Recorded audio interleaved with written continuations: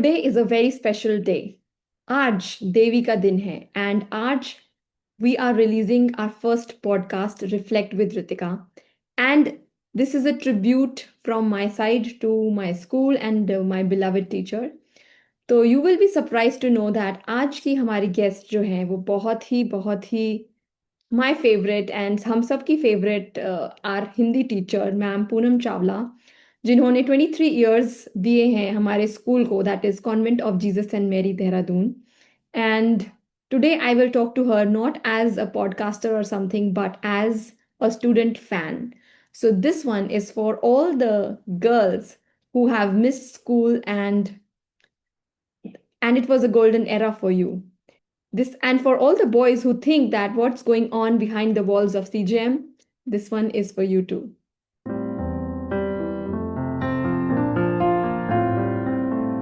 आप क्योंकि 23 ईयर्स से पढ़ा रहे हो तो आपने इतने सारे युग मतलब डेकेड्स देख लिए आपने दो, तो कितने सारे बच्चे पढ़ चुके हैं। तो आपने over the period of time कितना बदलाव देखा है लड़कियों में, क्योंकि हम गर्ल्स स्कूल से आते हैं दोनों ही, तो इस पे आप क्या बोलना चाहेंगे? बदलाव तो है थोड़ा बहुत, हालांकि मैं बच्चों को ये कहती हूँ कि वैसे कुछ नहीं बदला, टेक्नोलॉजी बदली है, बढ़ गई है, लेकिन स्टूडेंट्स में बदलाव है। अब जैसे जो आज से कुछ साल पहले स्टूडेंट्स है जैसे आप तो वो बहुत ज्यादा इमोशनली अटैच्ड हो जाते थे टीचर्स के साथ। अभी बच्चे क्या है कि ऑलमोस्ट ऐसे हैं कि ठीक है, जब तक क्लास है तब तक ठीक है, उसके बाद वो शायद भावनात्मक रूप से इतना जुड़ नहीं पाते। थोड़े से अभी से उनके अंदर जैसे प्रोफेशनल लोग काम करते हैं ना, वैसा आ गया है। लेकिन ऐसा नहीं है कि बच्चे प्यार नहीं करते हैं, रिस्पेक्ट नहीं करते, लेकिन ओवर द पीरियड्स कुछ कम हुआ है। लेकिन जो रिस्पेक्ट करते हैं, प्यार करते हैं, अभी भी है वो, लेकिन पहले बहुत ज्यादा था। जैसे इसी पर मुझे याद आया, अभी कुछ 2-3 महीने पहले ही, जैसे आप तो मुझे हमेशा विश करते हो और बहुत सारे स्टूडेंट्स हैं।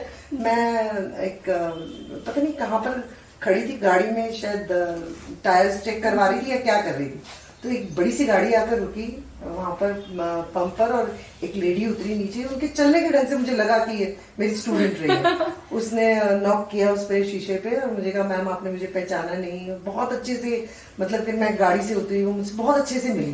बोले आजकल की जो स्टूडेंट्स होते हैं वो कई बार आप मार्केट में शॉपिंग कर रहे हैं, आपको दिखते हैं और वो छुप जाते हैं या वो इग्नोर करते हैं कि हमने देखा ही नहीं। तो थोड़ा सा ये सब आए हैं चेंजेस। एक मैं आपको बार बार कह रही हूँ, थोड़ा सा लैंग्वेज का मुझे लगता है बच्चों में थोड़ा आया, पहले ऐसा नहीं था। क्योंकि रिस्पेक्ट भी थी और शायद वो अपब्रिंगिंग में भी डिफरेंस तो है ही, क्योंकि अब नई जनरेशन जैसे या मेरे साथ के जो मेरे से सीनियर लोग थे, उन्हें ऐसा लगता होगा शायद कि हमें जो चीजें नहीं मिली या जो हमने नहीं किया वो सब हमारे बच्चे कर पाए, जो कि हर माँ बाप को लगता ही है। बट वो कहीं ना कहीं शायद खराब भी कर रहा है लोगों को। मतलब अब भी बच्चे जो पढ़ रहे हैं ना, लड़कियां जो पढ़ रही हैं, उनको लगता है कल को हमें जो भी काम करना है उसी के लिए इतना पढ़ना है। वो टीचर्स के साथ इतना कनेक्शन नहीं फील करते, प्रोफेशनलिज्म आ गया। और जैसे अभी आपने कहा अभी थोड़ी देर पहले कि वो कूल बनने के चक्कर में थोड़ा सा तो काफी चेंज है। लेकिन ठीक है, हम लोग भी बदल गए हैं उस हिसाब से। फिर हम टीचर्स जो है फिर वो उतने कदम नहीं बढ़ा पाते आगे। तो मतलब आप वो पूरा 100% या उतनी आपको यूज नहीं कर पा रहे हैं कि जितना आपको ज्ञान और जितना आपको वो है, आप शायद वो पुट इन नहीं कर पा रहे हो जो शायद हमारे साथ, मतलब भावनात्मक रूप से भी। क्योंकि ऐसा होता है क्योंकि टीचर्स को लगता है कि ठीक है हम भी प्रोफेशनली जाएंगे, पढ़ाएंगे, आएंगे। काफी हद तक ऐसा लग रहा है टीचर्स को, क्योंकि थोड़ा चेंज तो आया है बच्चों के। और वो टीचर्स जो होते हैं पढ़ाते पढ़ाते उन्हें इतना एक्सपीरियंस हो जाता है, जैसे आपने कहा मुझे इतने साल हो गए, हम लोग देखते ही पहचान लेते हैं वो तो ये बच्चा किस उस तक जाएगा। अब जैसे जो बच्चे आपको प्यार करते हैं ना, जब क्लास में वो बैठे होते हैं उनकी आंखें चमक रही होती हैं, आंखें चमकती हैं उनकी, तो उन ऐसे बच्चे हैं अभी भी, उनकी वजह से ही हम जाते हैं क्लासेस में। लेकिन अब जो है ऐसे बच्चों का नंबर कम हुआ है क्लासेस में। तो इतना सब कुछ हुआ और आपने बोला भी, तो what is that one thing that kept you going, मतलब कि यही करना है और ये सही है। क्या वो एक चीज है जो रोज सुबह उठ के आप सोचते हो कि ये मैं गेट थ्रू हो जाऊंगी आज इस दिन से जब आपका मन नहीं कर रहा है कि स्कूल नहीं जाना है और आज ये बच्चा ऐसा करा था, कल उसने मेरे साथ, क्योंकि बहुत सारी चीजें होती हैं स्कूल में, तो कभी कभी मन नहीं भी करता, हम भी इंसान हैं। तो क्या आपको वो एक चीज होती है कि जो आपको बोलती है कि नहीं ये करना है, ये करना है, ये दो चीजें हैं उसके लिए। जब सुबह, एक तो मेरा हिंदी प्यार, जी। मेरे अपने सब्जेक्ट के लिए प्यार, मुझे हिंदी पढ़ाना आज भी, जब मैं क्लास में, जब सुबह जैसे नया सेशन शुरू होता है, मुझे बड़ी खुशी होती है कि मुझे ये लेसन पढ़ाने। दूसरे वो स्टूडेंट्स जिन, मैंने कहा ना, जिनकी आंखें चमकती हैं, वो हमें प्रेरित करते हैं कि सुबह क्लास में जाना, चाहे उनके नंबर कम है, मतलब उनकी संख्या कम है, नंबर से मेरा मतलब है उनकी संख्या कम है, वो बच्चे हमारी प्रेरणा रहते हैं हमेशा कि हम उनकी वजह से रोज सुबह, कई बार सही कहा आपने, नहीं होता दिल सुबह उठने का, तो वो जाने के लिए वो हमें प्रेरित करते हैं। ये दो चीजें, आप अपने सब्जेक्ट से प्यार और उन बच्चों को याद करते हो आप, तो ये चीज रोज हमें तैयार करती है। तो ये यही है, मतलब किसी ने एक सवाल किया था कि एक वो क्या चीज है कि आपको ना पैसा मिल रहा है ना कुछ कर रहे हो, लेकिन फिर भी आप वो दुनिया में अपने लिए रोज कर सकते हो, तो आपके लिए वो हिंदी पढ़ाना है। अगर हम लोग अपनी किसी भी चीज को ऐसे सोचें कि हम वो रोज कर पाए बिना किसी कि हमें उससे क्या मिल रहा है, अगर हम उस चीज के साथ काम करें तो इट हैज मैजिक, मतलब वो पता चलता है। बिल्कुल।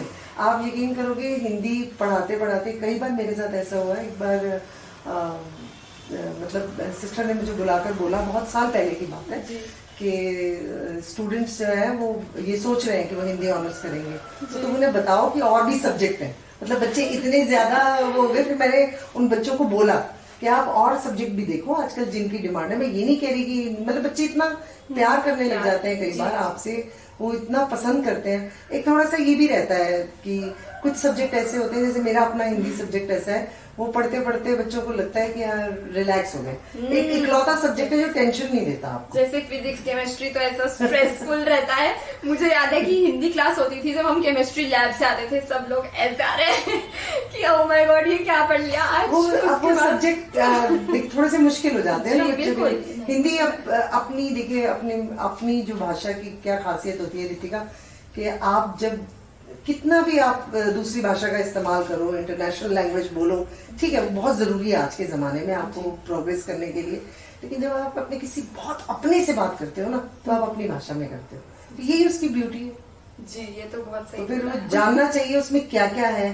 तो जब आप बच्चों को बताओगे, जो बड़ी क्लासेस के बच्चे होते हैं ना, 10 to 12, वो आपको आपकी नॉलेज से जज करते हैं। उन्हें रोज कुछ नया चाहिए, वरना तो सब कुछ गूगल पे भी है। ये तो है। उन्हें रोज कुछ नया चाहिए आपसे कुछ सीखने के लिए। तो अभी मैं उन्हें रोज हिंदी की एक खासियत बताती हूँ। आप बहुत लोगों की इंस्पिरेशन भी हो, तो ऐसा कोई शिष्य जो रही हो, शिष्या जिसने आपसे इंस्पायर होके अपना लाइफ पाथ ही चेंज किया, या फिर इतनी इंस्पिरेशन आपसे मिली कि उसने शायद हिंदी ऑनर्स कर लिए आपकी वजह से? बहुत से बच्चों ने किया, बहुत सारे स्टूडेंट्स हैं, इसको भी मैं गिनती में नहीं कर सकती। हमने बड़े प्ले किए, जैसे मैंने आपको बताया। तो मेरे कई स्टूडेंट्स हैं जो थिएटर भी कर रहे हैं, उससे उनको इतना अच्छा लगा करने के बाद। और हिंदी में बहुत से बच्चे कर रहे हैं, ऐसी बात नहीं है। उन्होंने मेरी एक स्टूडेंट है, बहुत साल पहले उन्होंने मुझे लिख के भेजा था कि वो विदेश में हिंदी पढ़ा रही है। तो ऐसा नहीं है, बहुत से बच्चे आपकी लेगेसी कहाँ कहाँ तक चली? वो मेरी वजह से नहीं है, वो उनकी अपनी मेहनत और वो है।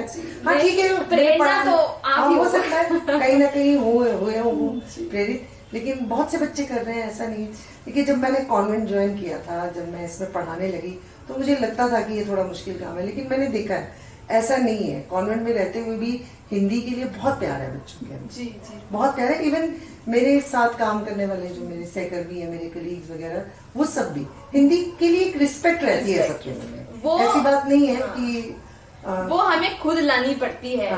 क्योंकि वो आपका ऑरा है मैम, वो कि आपने उसकी रिस्पेक्ट बना के रखी है, क्योंकि वो ब्रांडिंग आपने की है हिंदी की। तो मुझे ऐसा लगता है कि वो आपकी वजह से रिस्पेक्ट है। मैंने आपसे कहा ना, आप अपने काम को लव करोगे, रिस्पेक्ट करोगे, तो वो अपने आप होता चला जाएगा, अपने आप होता चला जाएगा। जितना आप मतलब दिखावा करने की आपको जरूरत ही नहीं है। और फिर जब आप कोई चीज सिखा रहे हो, बच्चों को लगता है कि हाँ ये तो एक नई चीज सीखी, आप उसको आसान कर दे रहे हो बातों बातों में, तो मजा आने लगता है, तो फिर अपने आप हो जाता है उनका। इसमें कोई तो एक और सवाल मेरे मन में आ रहा है कि ऐसा कोई स्टूडेंट जिसने आपको बहुत परेशान किया हो कि आपको लगा कि ये क्या हो रहा है, ये क्यों हो रहा है, ये कहाँ से आ गई? ये उल्टा है। कई स्टूडेंट ऐसे हैं जिन्हें मैंने बहुत परेशान किया हुआ अच्छा, है। तो वही बता दो। मैं वैसे कह रही हूँ कि होते हैं कई बार मतलब नाम लिए बिना भी आप वो बता सकते हो इंसिडेंट्स की क्या बस मुझे ये देखो, मैं बड़ा खुल के आपको बोलती हूँ, जी। कई बार ऐसा अच्छा नहीं लगता, जैसे हम लोग बच्चों ने ग्रुप्स बनाए होते हैं, जी। उसमें वो टीचर्स के लिए कुछ गलत गलत बातें भी लिखते हैं, कहने में मुझे कोई शर्म नहीं, गाली गलौज भी करते हैं, बस वही चीजें हमें हर्ट करती हैं। बाकी तो ऐसा कभी कोई स्टूडेंट नहीं हुआ कि जिसने मेरी रातों में नींद उड़ा दी हो या बहुत ही परेशान किया हो। हाँ, बच्चे पढ़ते हैं, उनके साथ मेहनत करनी पड़ती है, वो तो चलता है, ये तो बच्चे हैं। लेकिन ये मुझे इस चीज से बहुत तकलीफ होती है, जो बच्चे एक जिसे कहते हैं ना अपशब्द इस्तेमाल करते हैं टीचर्स, ये मुझे बहुत हर्ट करता है, बस और कुछ नहीं, और कुछ नहीं। देखिए, टीचर और स्टूडेंट्स का रिश्ता ऐसा होता है, ये पुराने जमाने से चला आ रहा है कि टीचर्स के मजाक बनते हैं, उनके नाम रखे जाते हैं, वो ठीक है, हम उसे एंजॉय करते हैं, कोई नहीं, बच्चे हैं, चलते तो आप लोगों को पता चल जाता है क्या ना? पता लग जाता है। अब ऐसा है ना, क्लास में कोई बच्चा अगर थोड़ा सा शरारत कर रहा है, तो शरारत और बदतमीजी में एक पतली सी लाइन होती है, वो आपने जहां क्रॉस की फटाफट पता लगता है। सामने खड़ा टीचर हो सकता है आपको लगता हो बुद्धू है, उसे कुछ समझ नहीं आ रहा, लेकिन उम्र में लग सकता है। टीचर्स का वो बड़प्पन होता है कि वो उसे इग्नोर कर देते हैं। बाकी बस ये मुझे थोड़ा सा हर्ट करता है, टीचर्स को भी करता है। टीचर्स कई बार ऐसा हो जाता है कि सख्त होने के बावजूद उन्हें इग्नोर करना पड़ता है कि बच्चे, क्योंकि जो फिर वही बच्चे जिनकी आंखें चमक रही हैं, जो पढ़ने आए हैं, उनके लिए उनको बहुत सारी चीजें इग्नोर करनी पड़ती है। तो बस यही हर्ट करता है। बाकी ऐसा कभी कोई ऐसा स्टूडेंट नहीं हुआ कि जिसने मुझे बहुत परेशान किया, ऐसा कभी नहीं हुआ। क्या पेरेंट्स के लिए कुछ मैसेज देना चाहेंगे? बिकॉज आजकल के जो बच्चे हैं वो बहुत ही नाजों से पले हुए बच्चे हैं, तो हमें पेरेंट्स के ऊपर, क्योंकि जिस खेत की मूली है उस खेत पे भी तो काम करना पड़ेगा ना, ताकि अच्छा आउटपुट आए। तो उनके लिए आप कुछ मैसेज देना चाहेंगे? कोई भी कहानी, महाभारत, रामायण, इतनी सारी आप बुक्स पढ़ाते हो, उनमें से कहीं से भी कोई कहानी? ये बहुत अच्छा क्वेश्चन है रितिका। मैं सिर्फ इतना ही कहना चाहूंगी कि बच्चे के अपने स्ट्रगल है लाइफ में, आप उसे कितना भी लाड प्यार से पालो, वो ठीक है, पेरेंट्स का वो फर्ज है और वो करना भी चाहिए, लाड प्यार भी जरूरी है। लेकिन जैसे कहते हैं ना, चाणक्य ने भी कहा था कि एक उम्र तक बच्चे को प्यार करो, उसके बाद उसको थोड़ा सा आगे बढ़ने के लिए थोड़ा अपने आप चलने भी दो। हमारे पंजाब में भी कहते हैं, मैं जैसे पंजाब से हूँ, कि बच्चे खवाओ जवाई बक्कन तक्को कसाई बक्कन, मतलब आपकी आंखें ऐसी होनी चाहिए बच्चों की तरफ कि बच्चे को पता हो ये मैं गलत कर रहा हूँ, ये सही। बच्चों को प्यार करना कोई बुरी बात नहीं है, लेकिन थोड़ा सा, बस जैसे आपने महाभारत का नाम लिया, तो मुझे ऐसा लगता है हमें धृतराष्ट्र नहीं बनना, उनकी गलती को समझना है, और हर चीज में ये नहीं कि मेरे बच्चे को ऐसा क्यों कहा या ऐसा क्यों कहा। मुझे ऐसा लगता है थोड़ा सा बच्चों को समझने भी देना चाहिए। भाई जैसे जब हम पढ़ते थे, अगर हमने घर जाकर कहा कि ऐसा बोला टीचर ने, तो हमारा कान पकड़ा जाता था, तुमने क्या किया। अभी आजकल क्या होता है, पूछा जाता है कि उस समय क्या माहौल था, कौन था क्लास में, किस बात पर हुआ, तुमने जवाब क्यों नहीं दिया। अभी जैसे थोड़े दिन पहले ही मैं कहीं पर पढ़ रही थी कि एक छोटे से बच्चे को एक टीचर ने, वो शरारत कर रहा था क्लास में, तो उस टीचर ने उसको बोला कि इधर आओ, टेबल पर बैठ खड़े होकर आप लिखो मेरे पास। और दोपहर तक हंगामा मच गया स्कूल में कि इस मेरे बच्चे को अलग बुलाकर लिखवाया गया, उस बात को गलत मोड़ दे दिया गया। तो थोड़ा सा मुझे ऐसा लगता है पेरेंट्स की भी रिस्पॉन्सिबिलिटी बनती है कि थोड़ा सा जिस स्कूल में आप बच्चे को पढ़ा रहे हैं उस स्कूल पर ट्रस्ट कीजिए, और थोड़ा सा बच्चों को समझाइए कि मैंने आपसे पहले भी जैसे कहा था, अनुशासन बहुत जरूरी है। तो इससे मुझे बहुत ही याद आई एक बात कि आजकल स्कूल्स में ऐसा हो रहा है कि सब बच्चों को कुछ ना कुछ सर्टिफिकेट देना है कि किसी को ये फील ना हो कि हम फर्स्ट नहीं आए। एक तो ये चीज चल रही है, मतलब उनको ऐसा लगता है कि हम जो चाहते हैं सब कुछ वैसे ही होगा, बट लाइफ ऐसी नहीं होती है, उन्हें ये अभी पता ही नहीं है। और जब वो स्कूल से बाहर जाएंगे तब दुनिया में वो कैसे जिएंगे ये कैसे पता चलेगा। नहीं, ये बिल्कुल ठीक आपने कहा। मैं अभी कुछ दिन पहले ही क्लास में पढ़ाते समय जो स्टूडेंट्स जैसे पढ़ते नहीं है, तो मैं उन्हें यही कह रही थी कि जब आप बाहर निकलोगे, बाहर कहीं इंटरव्यू देने जाओगे या कहीं बैठे होगे, तो ऐसे ऐसे लोग आपके साथ बैठे होंगे, आपको उस समय लगेगा काश मैंने टाइम ना वेस्ट किया होता, काश मैंने ये ना किया होता। अब ये हम आजकल हम बच्चों को ना हारना नहीं सिखाते, उन्हें हार की भी आदत होनी चाहिए, थोड़ा बहुत ये भी आदत होनी चाहिए कि इतना 10 नंबर नहीं मतलब 10वें नंबर पे मैं नहीं हूँ तो मतलब मैं 12वें पे हूँ, अगर 15वें पर हूँ, तो ये भी होता है लाइफ में। इसकी आदत नहीं डालते हम बच्चों को। शायद इसमें हम टीचर्स भी कहीं आ जाते हैं बीच में, पेरेंट्स भी आ जाते हैं, तो ये थोड़ा सा बच्चों को डालना चाहिए। जैसे कई बार आप, जरूरी नहीं है रोज आप खाना स्वादिष्ट ही खाओगे जी, कभी कभी आपको ऐसा खाना भी खाना पड़ेगा, तभी तो उस स्वाद का आपको इम्पोर्टेंस पता लगेगी ना, कि खाना थोड़ा स्वादहीन है। कभी कभी वो भी चलता है, जैसे कहते हैं ना लाइफ में कभी कभी बोर भी होना चाहिए जी, तभी आपको पता लगेगा कि क्या जो काम की क्या वैल्यू है, या मजेदार जो पल आपने बिताए उनकी क्या वैल्यू है। तो मुझे ऐसा लगता है ये सब होना चाहिए। इससे मुझे एक बहुत ही सुंदर बात याद आई कि as humans we learn in contrast. मतलब जब हमारे पास सब कुछ अच्छा अच्छा होगा तो हमें पता ही नहीं चलेगा, जब बुरा होगा तब हम उसे रियलाइज करते हैं। ये ह्यूमन साइकोलॉजी है। फिर हम लड़खड़ा जाएंगे, फिर हम बैलेंस नहीं हो पाएंगे, तो वो बड़ा मुश्किल होगा। तो मुझे ऐसा लगता है हर चीज की थोड़ी आदत होनी चाहिए। जैसे आप कड़वा खाओगे तभी तो मीठे की इम्पोर्टेंस पता है, बिल्कुल ठीक है ना। अब ये इतनी ज्यादा बारिश हो रही है, जिससे हम बहुत ज्यादा आजकल सब परेशान है, तो तभी तो कदर आएगी। अब आगे जो मौसम आएगा, आज कितना अच्छा लग रहा है कि मौसम साफ है, तो ये होना चाहिए लाइफ में, थोड़ा बैलेंस होना चाहिए। Life is like a circle, वो बिल्कुल बिल्कुल इसकी आदत होनी चाहिए। व्हील की तरह घूमता रहता है, हर मौसम इम्पोर्टेंट है, बिल्कुल हर मौसम इम्पोर्टेंट है। आप बहुत ज्यादा काम करोगे तभी तो आपको पता लगेगा कि खाली पल कई बार कैसे, अपनी हॉबीज को कैसे आप मेंटेन करोगे। तभी जब बहुत ज्यादा काम करोगे तभी तो उसके लिए वक्त निकालोगे। हर समय आप अपनी हॉबीज को ही थोड़े टाइम देते रह सकते हो।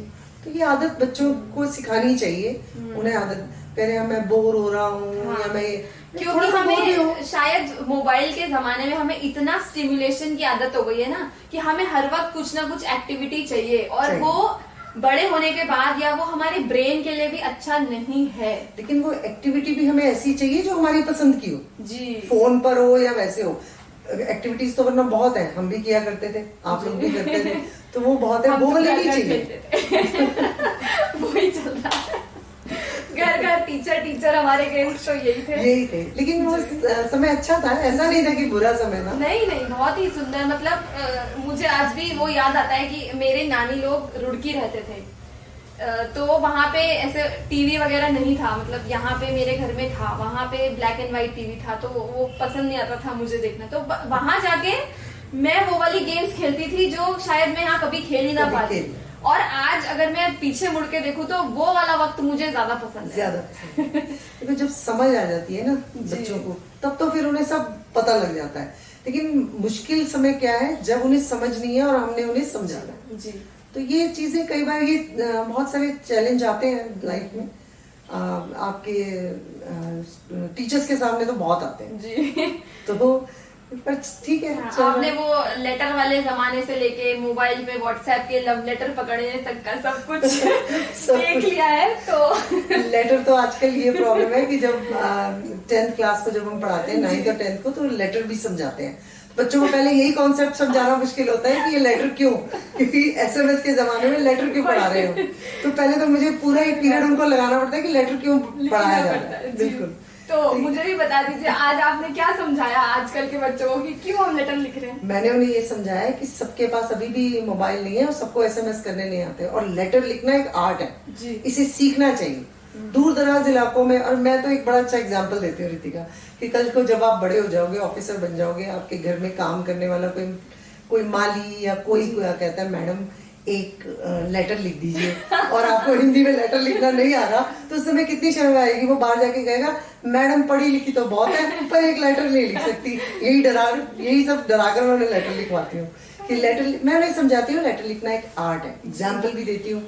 जब मेरे एक ब्रदर आर्मी में था, तो हम उससे राखी पे या लेटर लिखा करते थे, तो हमारी मम्मी समझाया करती थी लेटर को कैसे लिखना है। अब लेटर ऐसे भी लिखा जा सकता है, हाँ भाई तुम्हें मैं राखी भेज रही हूँ।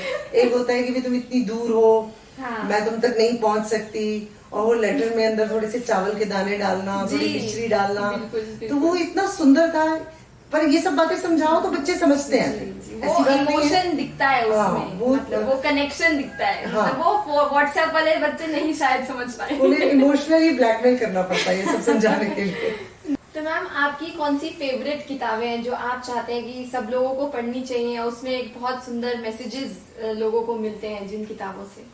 बहुत सारी हैं। मेरे फेवरेट लेखक हैं वैसे जिनेंद्र कुमार, हिंदी में आप उनके अगर नॉवेल्स पढ़ें बहुत अच्छे हैं, सुनीता, त्यागपत्र। और इसके अलावा मनु भंडारी के नॉवेल, शिवानी के। और पोइट्री में मेरे को गुप्त जी बहुत पसंद है, मैथिली शरण गुप्त। पर अगर आपको ज़रा जोशीला कुछ पढ़ना है तो आप रामधारी सिंह दिनकर को पढ़ सकते हैं। इन सबको अगर आपको हिंदी से लव है, हिंदी से प्यार है, तो आपको इन सबको पढ़ना चाहिए। दिनकर को, मैथिली शरण गुप्त को, इसके अलावा मनु भंडारी, शिवानी और जिनेंद्र को अगर आप पढ़ें तो आपको बहुत अच्छा संदेश भी मिलेंगे और आप कुछ ना कुछ सोचने पर मजबूर हो जाओगे। बहुत अच्छी किताबें हैं, ये सब पढ़नी चाहिए हम सबको। तो आज हमने बहुत सारी बातें की।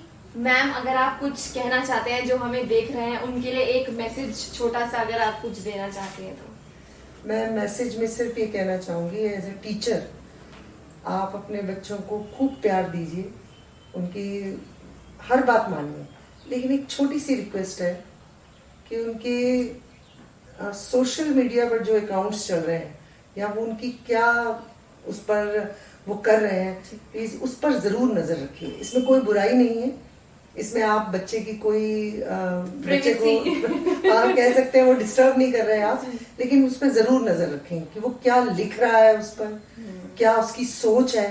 मेरी रिक्वेस्ट है पेरेंट्स से कि इस पर जरूर उनको ध्यान देना चाहिए। जैसा कि इतना सुंदर मैसेज मैम ने दिया है कि बच्चे एक घड़े की तरह होते हैं कि जब मार का टाइम है तो वो भी बहुत इंपॉर्टेंट है, वरना वो असली जो उसका रूप है वो नहीं आ पाएगा।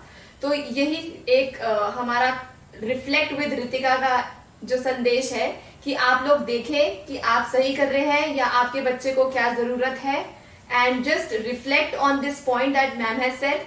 And thank you so much for being here with us today, reflect with Ritika episode 1। तो एक छोटी सी भेंट है हमारी तरफ से, क्योंकि एक टीचर जो है एक कैंडल की तरह होता है जो दूसरों की रोशनी देता है, तो ये मैंने खुद बनाई है सेंटेड कॉफी कैंडल्स। ये तो बहुत कीमती उपहार है, छोटा सा उपहार नहीं, कीमती उपहार है। और क्योंकि आप हमेशा से ही ऐसी रही है इसके लिए मुझे कुछ बोलने की जरूरत नहीं है। तो ये भी मैंने खुद बनाई है, रिफ्लेक्ट विद रितिका भी यहाँ पे लिखा है।